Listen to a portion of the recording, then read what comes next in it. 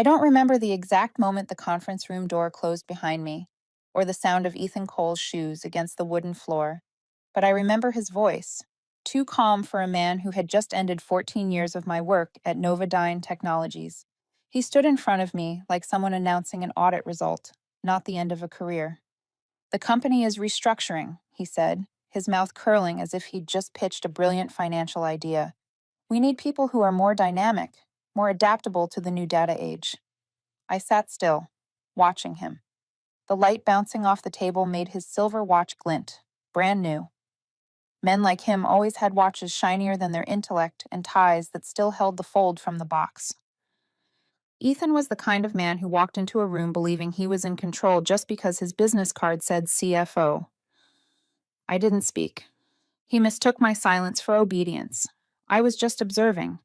The way he leaned forward slightly, eyes darting around, never holding a gaze too long, that told me enough. A newly promoted man eager to prove himself by stepping on someone else. I understand, I said evenly. I just hope you understand how Aurora breathes. He blinked. He didn't. Aurora wasn't just a financial forecasting system. It was a living organism I had nurtured for nearly a decade. Machine learning algorithms built on energy cycle data, code that connected thousands of market fluctuations, and security layers designed like antibodies, protecting the system from human error. Ethan rested his hands on the table, pretending to stay in control. We'll transfer all the data to the technical team. You don't need to worry. I smiled. I never worry about data. I only worry about who touches it. A faint crease formed between his brows. I caught the flash of irritation in his eyes before he replaced it with a polite smile. HR will reach out. You can leave today. I nodded. No protest, no defense. I stood, placed my pen on the table, and straightened the papers he'd just signed. Habit, after too many years of fixing other people's mistakes. On my way out, I paused by the glass wall overlooking Seattle. Rain was falling, tracing pale streaks down the window. I'd lived with that view for half my life, from when Novodyne was a scrappy startup to the day it became a regional energy giant. I once believed I was part of that growth. Now I was just another name on the layoff list. At the reception desk, I packed a few things: an old ceramic mug with a crack on the rim, a photo of my team from the first Aurora launch, and a small black USB drive. It didn't hold any sensitive data, only a structural copy, enough to remind me that I knew exactly how Aurora worked and who could make it stop. When I passed the finance floor, heads lifted, then dropped again. A few sympathetic looks, a few tight smiles. No one said a word. In this company, silence was safer than loyalty. I stopped by Rachel's desk, the head of IT. She looked up, eyes wide. Olivia, I shook my head gently. Keep Aurora running. She wanted to say more, but I kept walking. At the main exit, the old security guard nodded, regret in his eyes. Good luck, Ms. Reed. I don't need luck, I said with a small smile. I have logic. When I pushed open the door, cold wind from the bay swept through, carrying the scent of rain and distant traffic. I stopped for a second, looking up at the glass tower. Somewhere on the 20th floor, Ethan was probably bragging about his first victory. I wondered if he realized that inside Aurora, my very first line of code was designed to monitor the biometric rhythm of its creator, a system built to recognize its owner's breath and lock itself the moment that breath disappeared from the network. I walked on, fingers closing around the USB in my pocket. I didn't feel angry, just that quiet calm, like the still surface of water before the wind rises. He thought he'd proven his power, but I knew he'd just started his own countdown. I didn't have to do anything. I just had to wait. At the corner, the red traffic light shimmered across the wet street like thousands of glowing code lines. I looked back at the distant tower. Novodyne still ablaze with windows, each one a cold vein of the machine I'd once helped build. It no longer belonged to me, but I still knew every heartbeat inside it. I exhaled, watching my breath dissolve into the rain, and smiled faintly. Maybe you're hearing this while stuck in traffic or right after a long day at work. I want you to imagine something. If one day they told you that everything you'd built was now obsolete, what would you do? Tell me where you're listening from. Maybe from a small apartment like mine in Seattle, or an office glowing somewhere across the world. Because believe me, inside every glass tower, there's always at least one person quietly rewriting the rules. If you enjoy stories of intelligent revenge, hit subscribe and stay with me for what comes next. Sometimes silence isn't the end, it's the beginning of the most interesting chapter in the game. I left downtown as the rain began to fall harder. Streetlights smeared gold across my windshield, and I sat still in the long line of cars heading toward Lake Union, hands gripping the wheel like I could hold on to whatever had just slipped away. Seattle never really sleeps. It just changes tempo, loud by day with ambitious people, quiet at night with only rain and the lights from the corner coffee shop. I loved the city for that contrast, and now I felt like I was becoming part of the darkness in it. My apartment is small, quiet enough for one person and an 8-year-old who only comes by on weekends. On the table, my laptop stayed lit, the VPN connected to Novadine's backup server, the disaster recovery habit I had always kept. I opened the screen, signed into the backup system, and saw the familiar line. Aurora standby mode. Auto lock sequence. 48 hours remaining. 2 days. If there is no valid signal from my account in 48 hours, Aurora will automatically lock all administrative access and require biometric authentication. No one can get in without the fingerprint, voice print, and security code I set up. Not because I do not trust people, but because I have seen a system collapse when a CFO tried to take a shortcut to make the numbers look better. I poured a drink and sat by the window. The city glittered in the rain, the screen light cold and blue on the table. I thought about Ethan, about the look on his face when he read the layoff order without blinking. In his mind, I was obsolete software, a block of code with no use.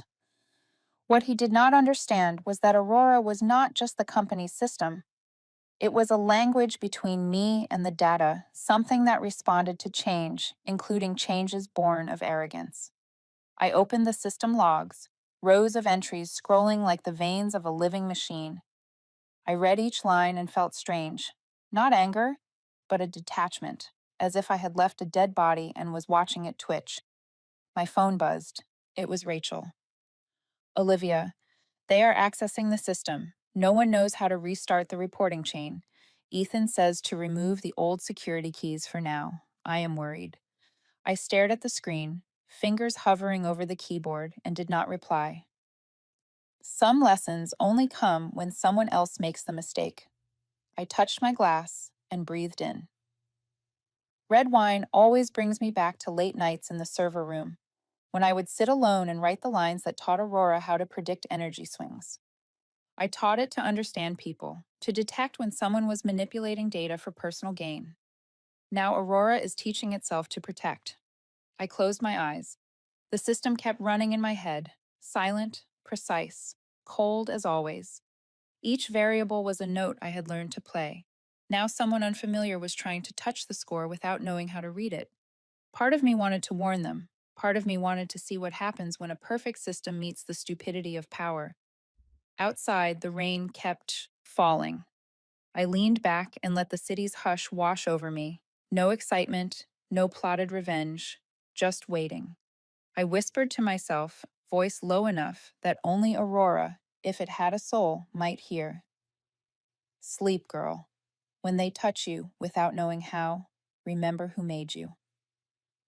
I shut the screen. The room went dark, except for the rain and the light filtering through the blinds. I do not have to do anything. They will find their own trap. 2 days passed faster than I expected. I didn't do much besides watch. Every morning, I made coffee, opened my laptop, and watched Aurora's log run in a steady rhythm. In the corner of the screen, the countdown kept shrinking. 001842 until auto lock. Everything was quiet, but I knew that inside that downtown tower, chaos was quietly forming. The first message came from Rachel, close to noon. Olivia, the financial forecast reports aren't loading. The CFO's in a meeting. He's ordering a full system reset. I stared at those words for a while, then smiled faintly. Resetting Aurora was like trying to restart a human being. It never obeyed brute commands. It only responded to the precise sequence I had buried in its security layers. That afternoon, the second message arrived. Access denied. Authorized. Architect O. Reed. A screenshot from a finance employee accidentally dropped in the public Slack channel. Underneath were dozens of comments. System glitch? Who's O. Reed? Does anyone know if Olivia still works here? It only took a few hours for rumors to spread across the company. Ethan, however, lost his patience in less than 10 minutes. He called an emergency meeting with IT. Rachel told me later that he practically shouted in everyone's faces. It's just a damn system. I want it back online now. Remove all restrictions. Delete the security codes. Do whatever it takes. Rachel tried to stay calm. Mr. Cole, Aurora isn't an ordinary software. If we interfere incorrectly, it might lock permanently. Then open it, Ethan snapped. That's an order. But Aurora wasn't a loyal dog waiting for orders. The moment the tech team tried to breach the first security tier, the system did exactly what I designed it to do. It switched into second-level defense mode. On their screens, messages poured in like a storm. Unrecognized command sequence. Security escalation. Tier 2 lockdown engaged. All forecasting data is archived for integrity protection. 10 years of Novadine's predictive data, the backbone of their contracts, investments, and stock projections, vanished from reach in seconds. Rachel said the room went dead silent. The server fans kept spinning, indicator lights still blinking, but no one dared to breathe. Ethan stood frozen in the middle of the room, face pale. He tried to look composed, barking orders, calling people, his voice turning dry and sharp. I want an outside specialist team. Call NetSec. Call anyone who can crack this system. Rachel objected. If you do that, we could lose the entire data structure.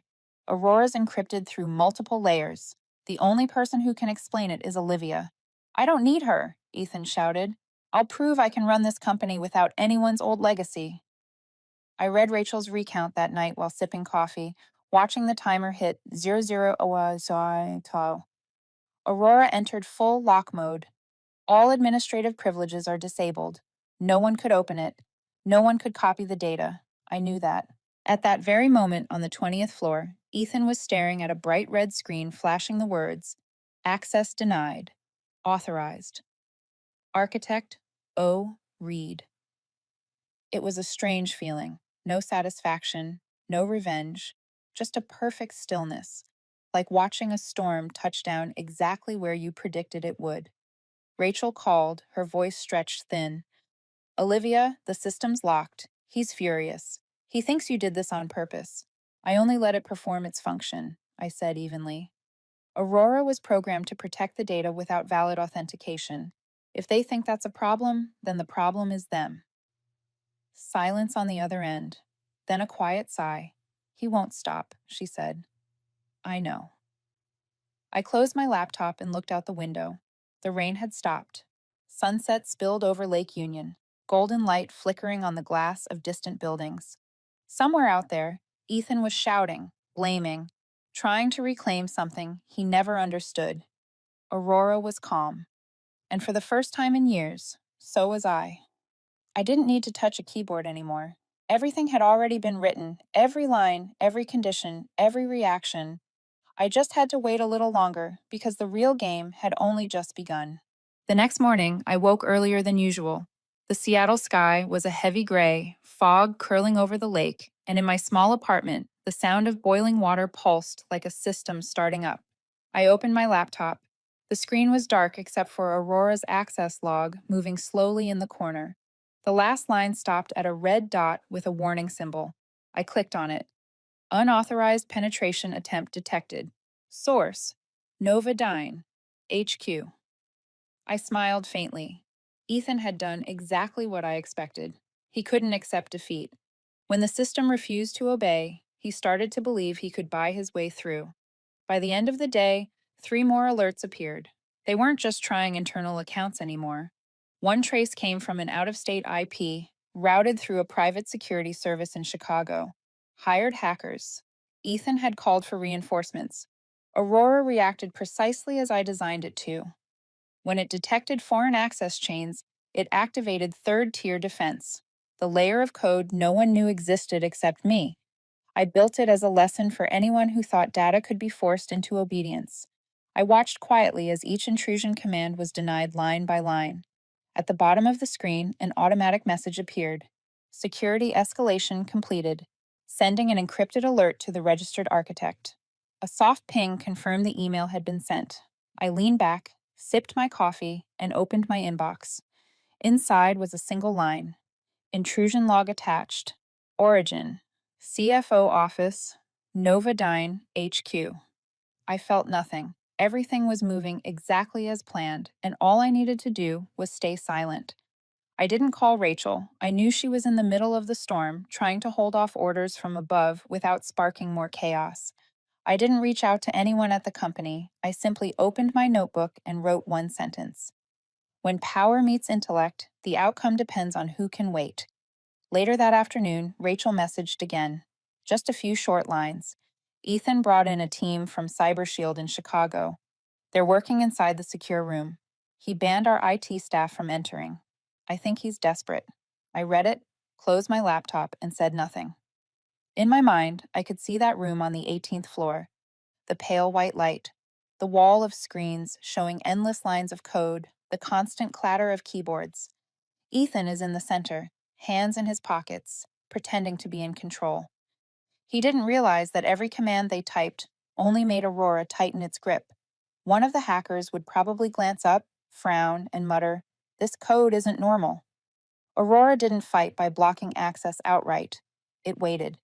It recorded every attempt, every command, every IP address, then sent everything to the one place it trusted. The report reached me around midnight. 3 failed intrusions, 2 override attempts, 1 fake admin login. Then the final line, the one I always thought of as the heartbeat. Intrusion source locked. Countermeasure initiated. I opened the attachment just to be sure.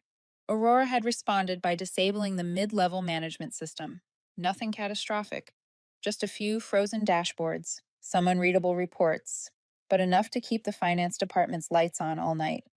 In that moment, I knew Ethan wouldn't stop. For him, this wasn't business anymore. It was ego. I shut the laptop and stepped out onto the balcony. The rain was soft now, tapping against the metal railing, catching the glow of distant towers. I closed my eyes, breathed in the damp air, and thought about how power blinds people. Ethan was fighting a machine he never understood, a system built to obey logic, not hierarchy. Aurora had no emotions, yet it reacted to intrusion like a wounded organism, locking down, isolating, waiting to heal. I went back inside, sat down, and reopened the system log. The final line still pulsed steadily, like a heartbeat. All systems secure, awaiting architect instruction. I didn't type anything. I just watched the words for a while, then whispered, as if the machine could hear me. Let them learn how to fail. Outside, the city lights faded one by one. Somewhere inside the Novodyne Tower, a man was trying to beat logic with pride. And I just sat there, listening to the rain, waiting for Aurora to finish teaching its lesson. The next morning, when I turned on my phone, I knew the storm had truly begun. The screen overflowed with notifications: messages from Rachel, a few emails from unknown senders, and one anonymous post on Novodyne's internal forum are spreading faster than wildfire. The headline was cold and precise. Former employee Olivia Reed implanted sabotage code in the Aurora system?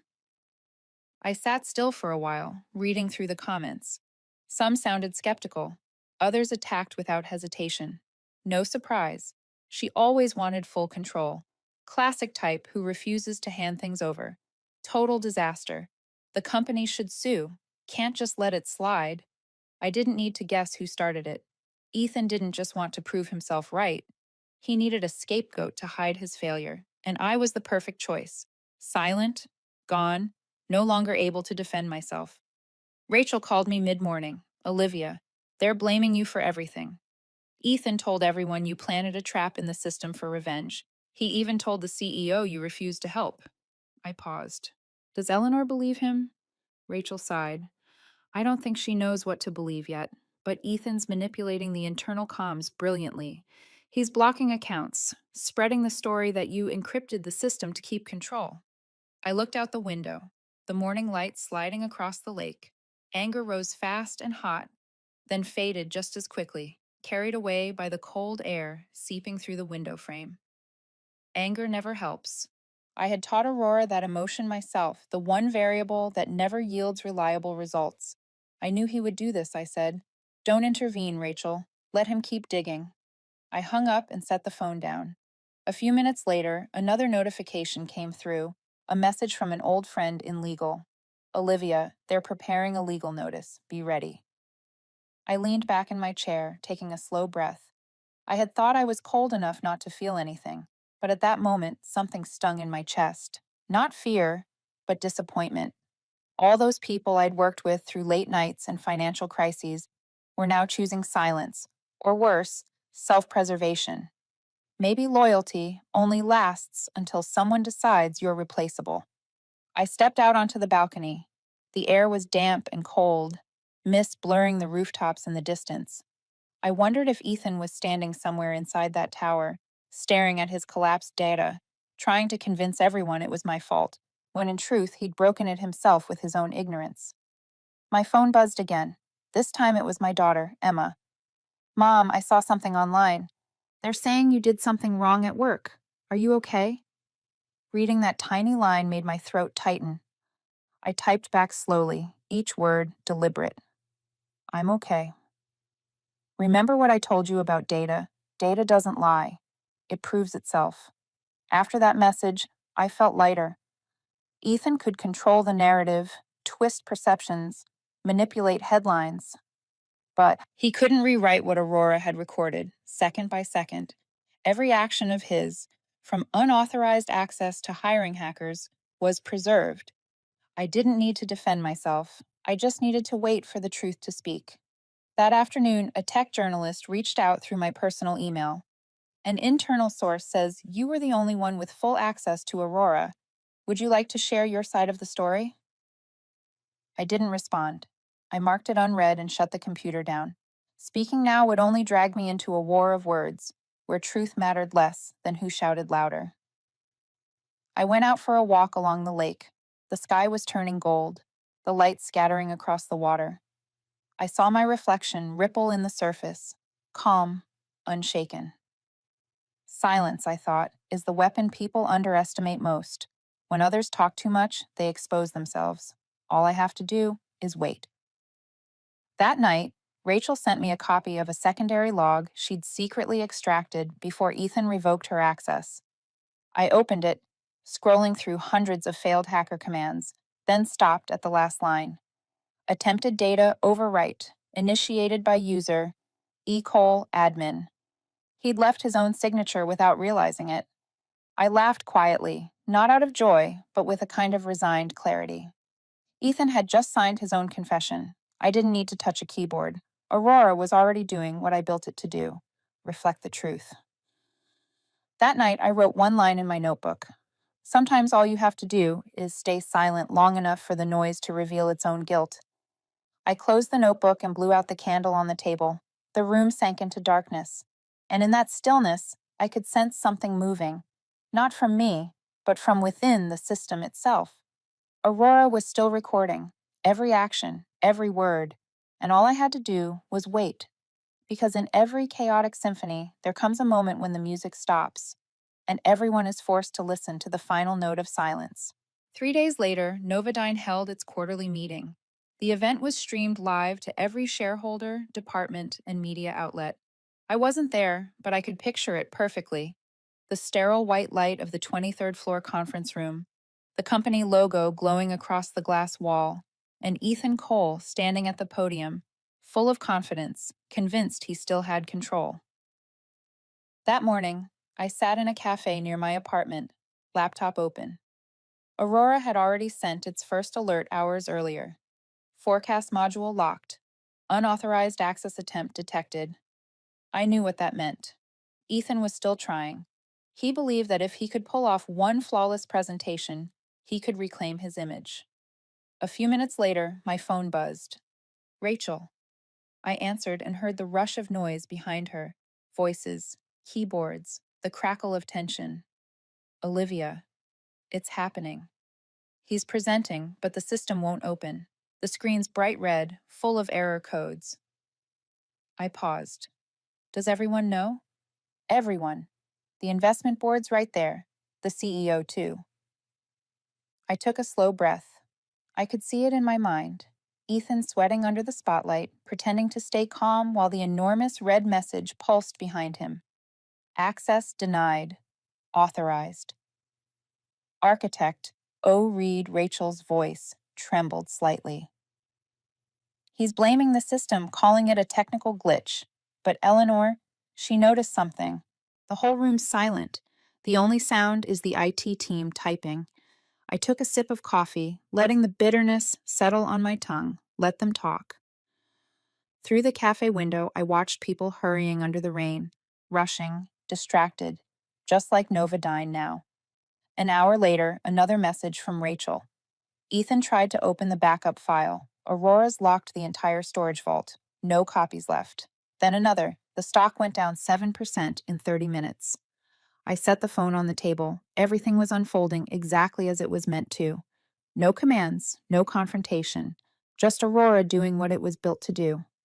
By early afternoon, Seattle's largest financial outlet ran the headline, Novodyne suffers major system failure during quarterly meeting. Forecast data lost. Thousands of comments followed, half curious, half mocking. The market never cares about reasons, only results. And those results were falling squarely on Ethan's shoulders. That evening, Rachel called again, her voice hoarse. Eleanor knows everything. She found out Ethan hid the system lockout. He tried to erase the logs, but Aurora had already sent backups to the executive board last week. I closed my eyes, leaning back. Good. The truth finally speaks. Rachel hesitated, then said softly, someone in the room said, we fired the only person who knew how to keep this company alive. I didn't respond. Outside, streetlights shimmered on the lake's surface like data reassembling itself. So I felt no joy, no vengeance, only a calm clarity, the kind you feel when music lands perfectly on its final note. I opened my laptop and checked Aurora's system log. A list of failed actions scrolled across the screen. Override attempt. Failed. Admin reset. Failed. Data export. Blocked. Last access. CFO Wash E. Cole. Unauthorized. Every line, every timestamp, every trace, brutal in its precision.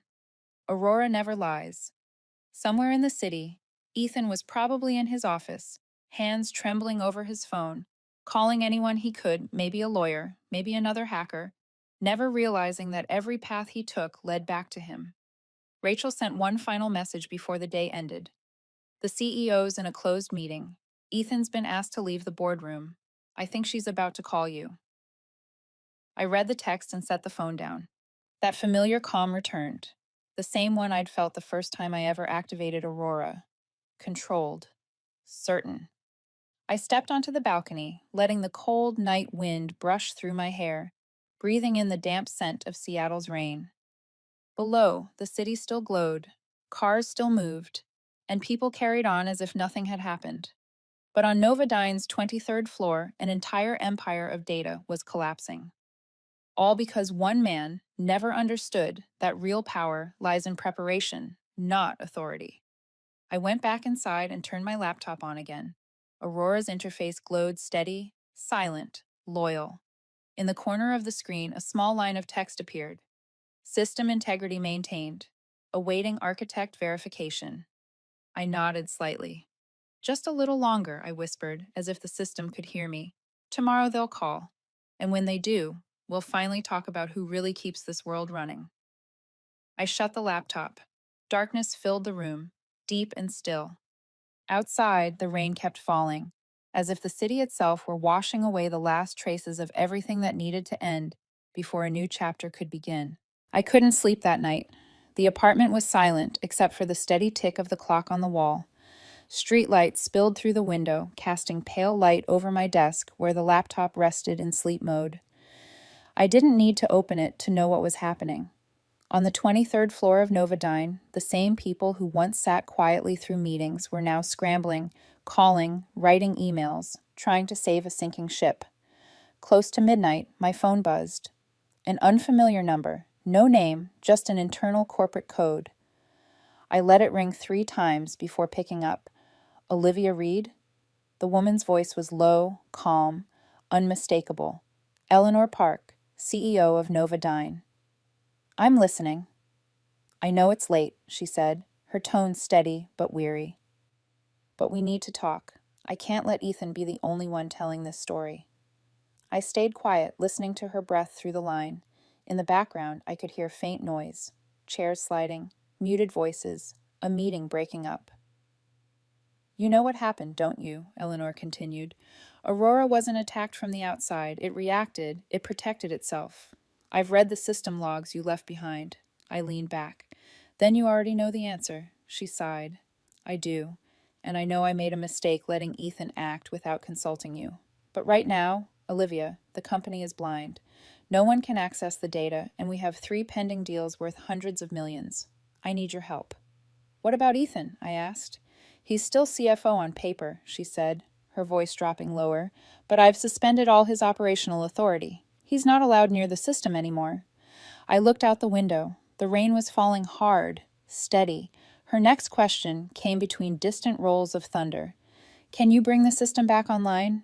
I didn't answer right away. There was something in her voice.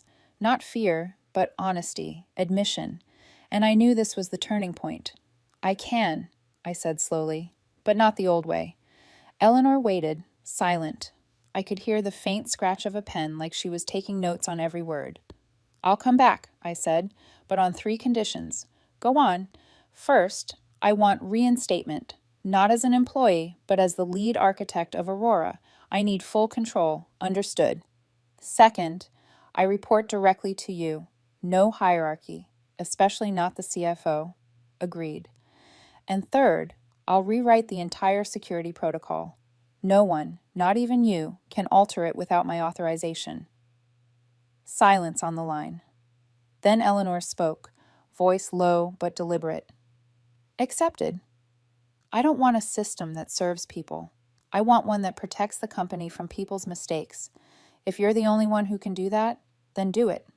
I nodded, though she couldn't see me. I'll need 24 hours to relaunch Aurora. After that, all systems will be back online. Thank you, Olivia. Don't thank me, I said. I'm just fixing what never should have been broken. She was quiet for a moment, then said softly, almost. Sincerely, Ethan won't know about this, will he? Not yet. But once Aurora returns, he'll understand. And when he does, every action he's taken will be illuminated. Eleanor drew in a slow breath. I'll have legal prepare. And Olivia, I'm sorry for how we let you go. I smiled faintly. Sometimes leaving is the only way people realize who really mattered. When the call ended, I sat in the dark for a long time, listening to the rain against the glass. I opened the laptop, connected to the backup server, and entered the security key. Aurora came to life, the words glowing on the screen. Architect verification required.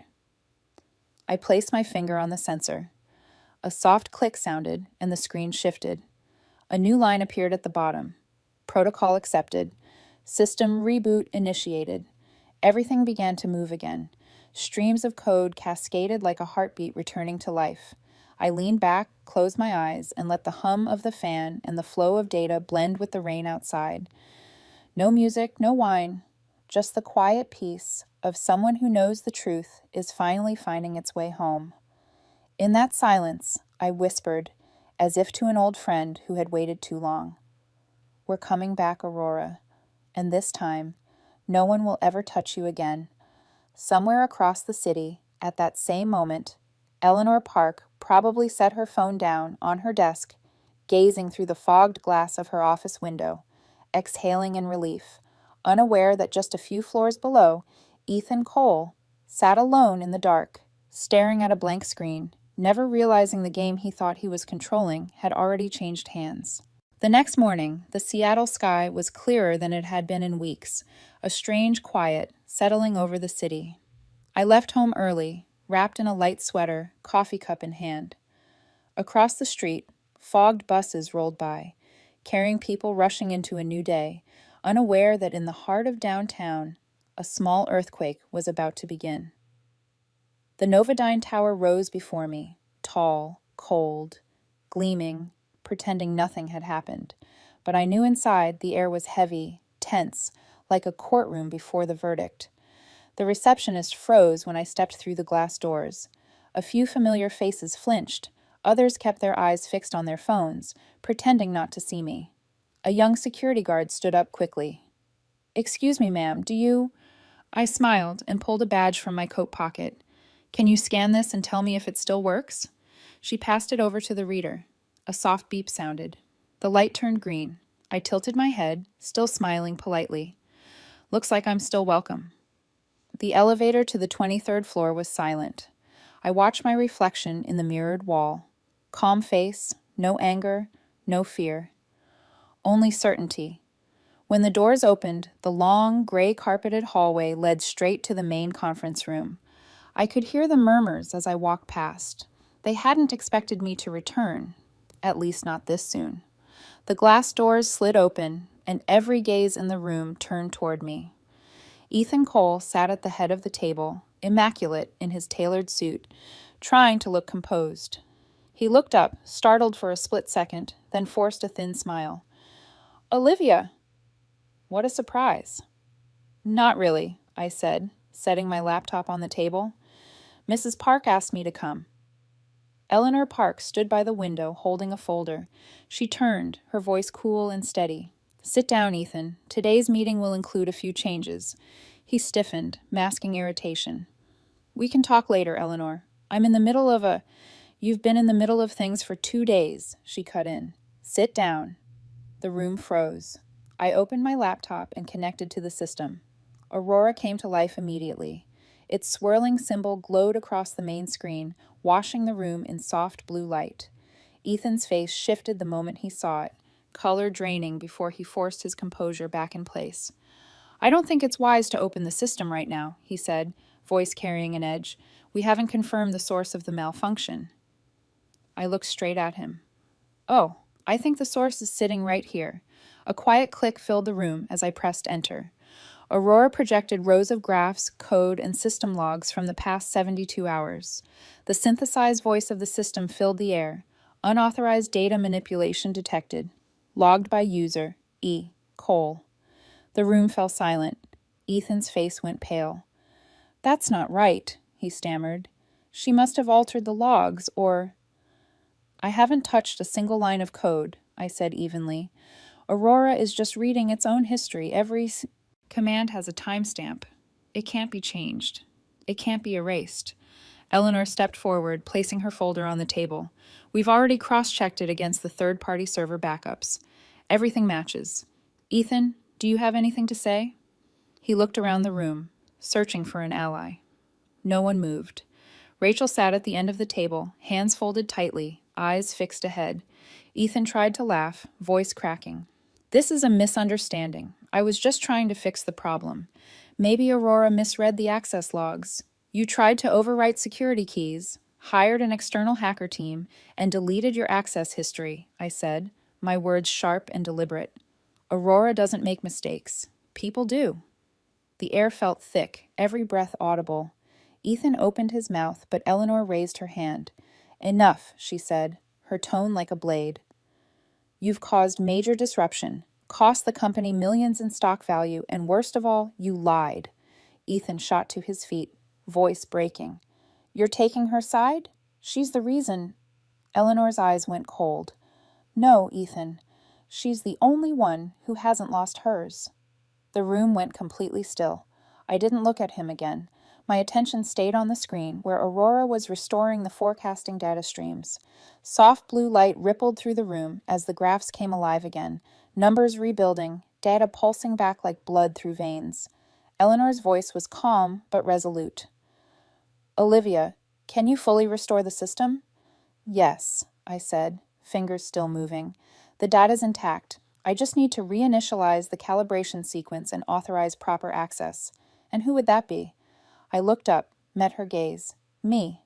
Eleanor nodded slowly. "Then do it." Ethan stood motionless, eyes empty. When Aurora finished booting, the final line appeared across the massive display. System active. Architect verified. O. Reed. A few people began to clap softly, not celebration, but acknowledgement. Respect. Rachel smiled faintly, the tension in her face finally easing. Eleanor turned toward Ethan. You're suspended, effective immediately. Legal will handle the rest. He didn't respond. Gathering his papers with shaking hands, he stepped toward the door. As he passed me, his voice came low and rough. You won, but you have no idea what you've created. I met his gaze, calm and steady. I don't need to. I just fixed what was already right. He left. The door closed softly behind him, the sound final, like a full stop. I sat down and typed the last command. Aurora ran smoothly. Graphs brightened, data flowed, and the system's heartbeat steady once more. Eleanor walked over and rested a hand on my shoulder. Thank you, she said quietly. You didn't just save the company. You reminded us why we ever trusted the data and the person who built it.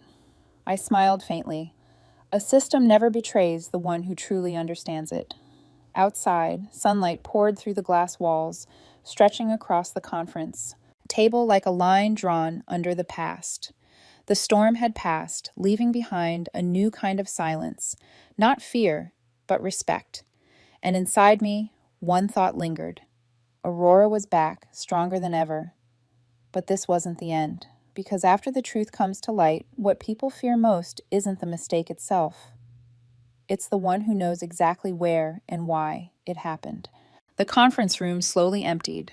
Calls overlapped, congratulations were exchanged, and glances of admiration mixed with unease. I stayed where I was, watching Aurora's interface shift into full stability, its soft blue light filling the room like the steady heartbeat of something that had come back to life. No red alerts, no warnings, just calm.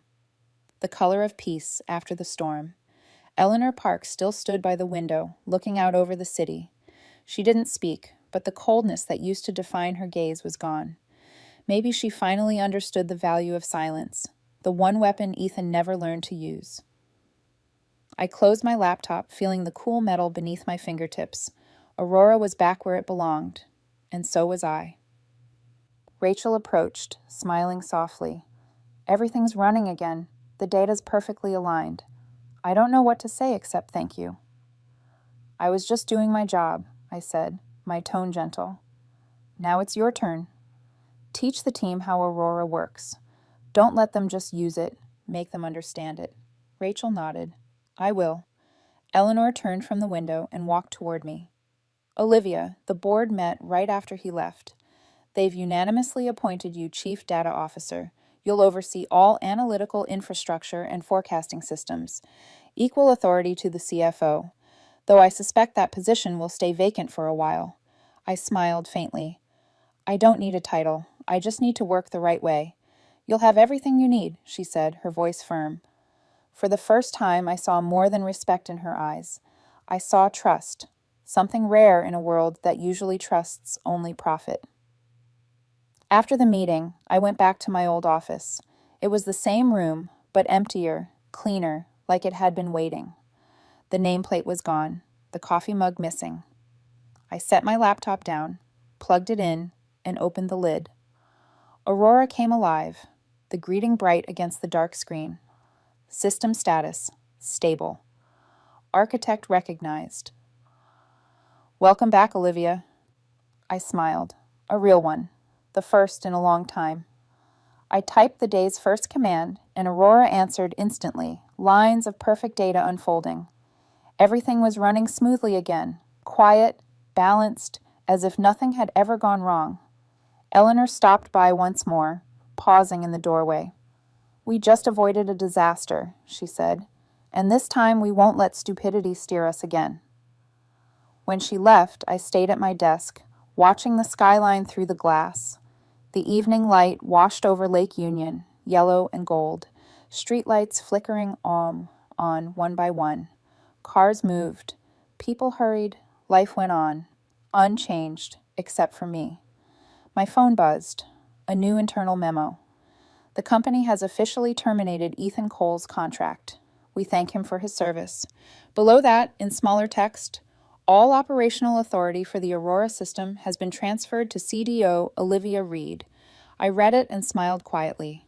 No gloating, no pride, just a deep calm, the kind that comes when justice finally writes itself in the only language that can't lie: data. I poured myself another cup of coffee, breathing in the warm scent filling the still air. The blue glow from Aurora shimmered across the desk, the color of truth, silent yet enduring. I spoke softly, half to myself, half to anyone who might still be listening. Real power doesn't need to shout. It just needs a single line of code. Aurora responded with one final line on the screen, as if in agreement. Execution complete. System secure. I leaned back, watching as the display dimmed and sleep mode set in. Outside, Seattle drifted into dusk, its reflection rippling over the lake like an endless stream of data. I thought of Ethan, of the years lost, of everyone who once mistook silence for weakness, and I smiled, because they never understood. Silence, at the right moment, can be the loudest sound in any room. I took my last sip of coffee, typed one quiet command. Let's get those reports done, shall we? Then I closed the laptop, letting the soft hum of the machine blend with the steady rhythm of Aurora's pulse. No applause, no spotlight, just me and the world, quiet for the first time. I sat there a while longer, watching the faint glow fade from the laptop screen, then turned toward the window. The city lights had come alive. Somewhere out there, people were still working, still making choices, still carrying the weight of unseen sacrifices. I used to be one of them. Maybe you are too. If you're listening to this, tell me, which moment struck you most? Was it when I was fired without a word of thanks? Or when Aurora came back online and silent justice took its course? Share it with me. I read every message, every thought you leave behind. Because stories like this aren't just about work or revenge. They're reminders that silence has its own voice, steady, patient, and impossible to erase. And if you believe in stories where justice finds its way in the most unexpected form, hit subscribe and turn on the notifications. I promise, there's more to come. Stories without heroes, just ordinary people who choose to stand up at the right time. Thank you for listening. Now let's let Aurora rest, and let the world learn how to be quiet for a while.